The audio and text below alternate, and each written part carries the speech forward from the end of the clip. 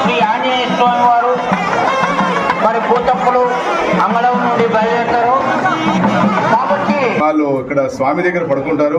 వాళ్ళపైన ఈ భూతప్పులు అనేవారు దైవ సంభూతులని మనం ఏదైతే చెప్పామో దేవదూతులుగా వాళ్ళు ఆ స్వామిని వాళ్ళు ఆవహించి వాళ్ళని ఆ పైన తొక్కుంటూ పోతారు. ఆ కాలి స్పర్శతో వాళ్ళకు ఎలాంటి దీర్ఘవ్యాధులున్నా సంతానము భాగ్యం కూడా కలిగిస్తారని ఎంతో నమ్మకంతో భక్తితో వాళ్ళు వచ్చి ఈ రోజు ఇక్కడ ఈ ఘట్టాన్ని